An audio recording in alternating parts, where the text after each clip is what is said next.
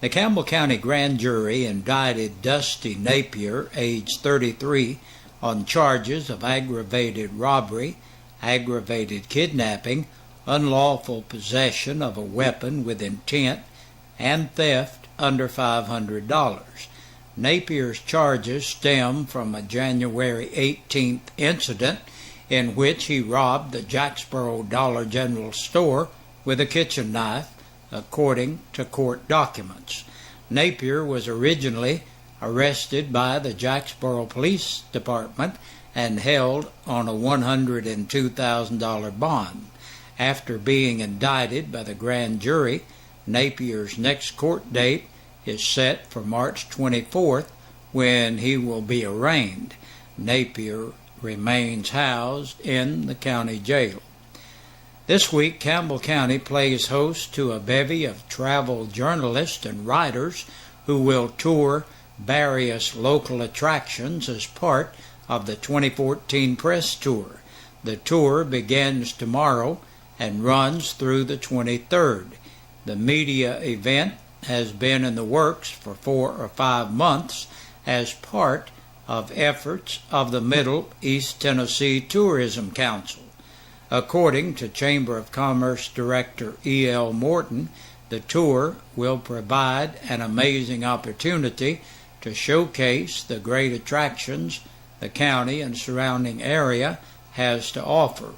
Morton also sits on the Middle East Tennessee Tourism Council Board, which serves a 16-county area in surrounding Knox County. It's a branding effort. It's all about branding our attractions to the world and making sure we are known out there in this very competitive tourism market, Morton said.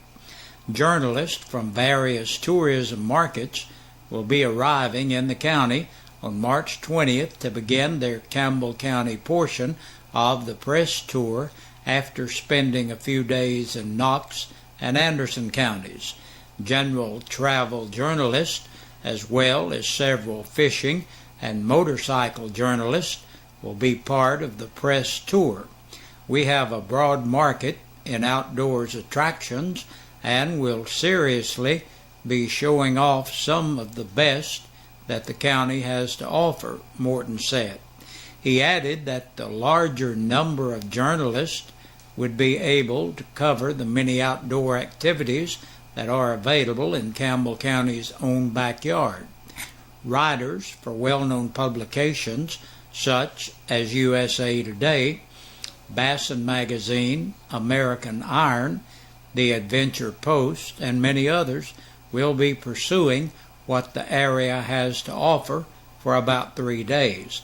They arrive tomorrow for music night at Rickard Ridge Barbecue at Cove Lake.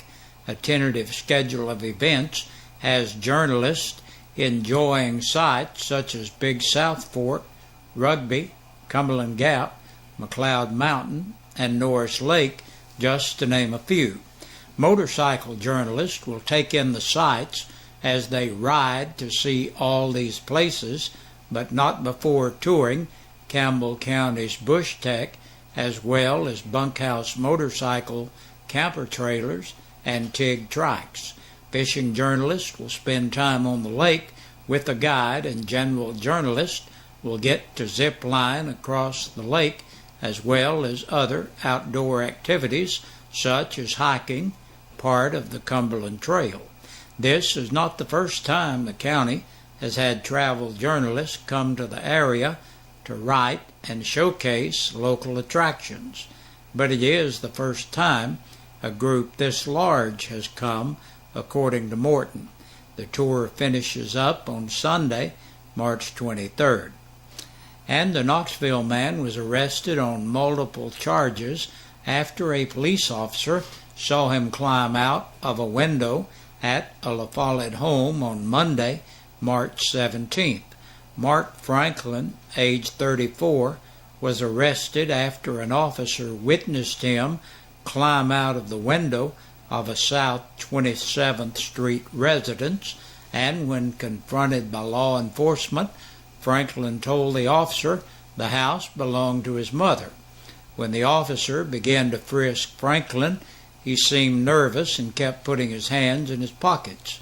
According to the arrest report, when the officer told Franklin to keep his hands out of his pockets, Franklin told the officer he did not want him to get stuck with a needle that was in his side left front pocket.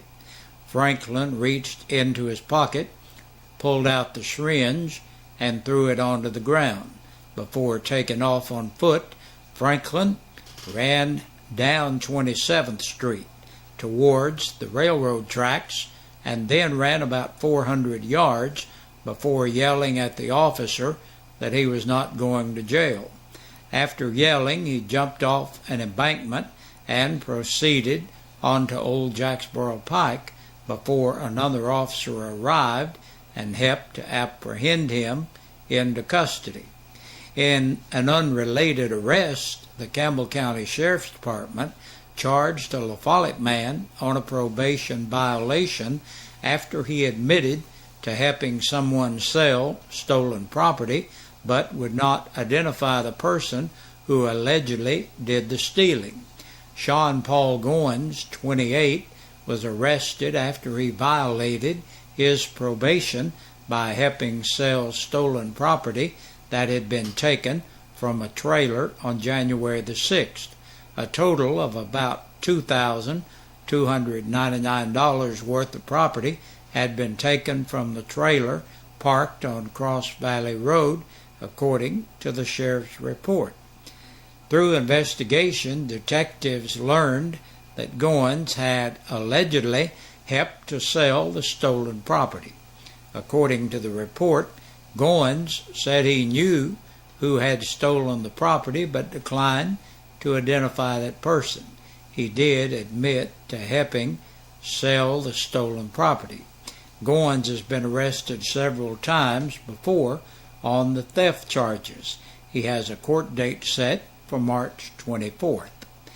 And that's a look at our news for this Wednesday. We'll be right back with the report from the Sheriff's Department. Jonathan Taylor Baker, age 18, of College Hill Road, La Follette, was booked into the Campbell County Jail on charges of aggravated burglary, theft of property between $500 and $999, burglary, and theft of property under $500. 26-year-old Aaron Pierce Brantley of Clover Circle in Jacksboro for public intoxication. Andre K. Houston, 56, of Park Place in Caravel for possession of a Schedule II and Schedule IV controlled substance.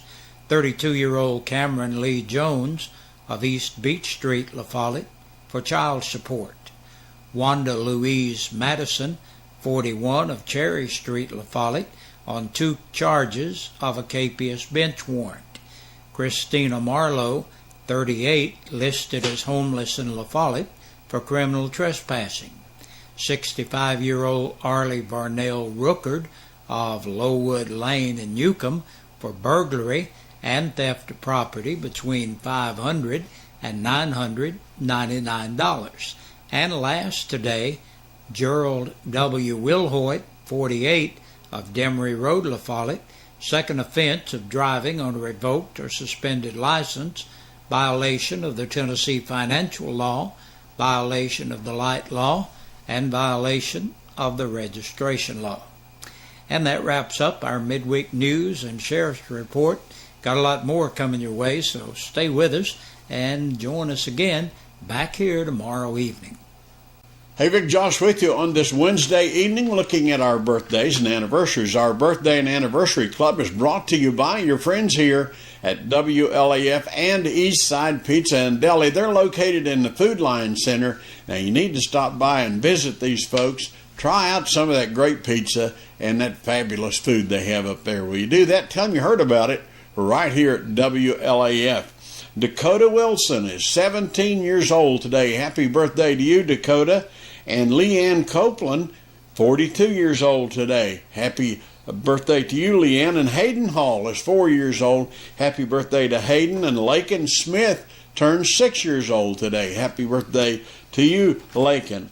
Now, on Monday, Carly Ray Norman turned 10 years old, and we want to wish Carly Ray a happy belated birthday. Now, Carly Ray attends Jacksbury Elementary School, and she's Miss Ruby's great-grandchild. I wanted to throw that in there for her. All right, in our anniversary today, Tammy and Larry Inman, they celebrate 24 years. Happy anniversary, Larry and Tammy. We hope all of you had a great day and are having a great day. Now listen, if you're celebrating today, either your birthday or your anniversary, we'd love to have your name in here, because that's how you qualify to be in the drawing on Friday, and you could win a birthday dinner for two or an anniversary dinner for two from your friends here at WLAF and Eastside Pizza and Deli. They're located in the Food Line Center. Hey, good Lord willing, see you tomorrow at about this same time. Good night.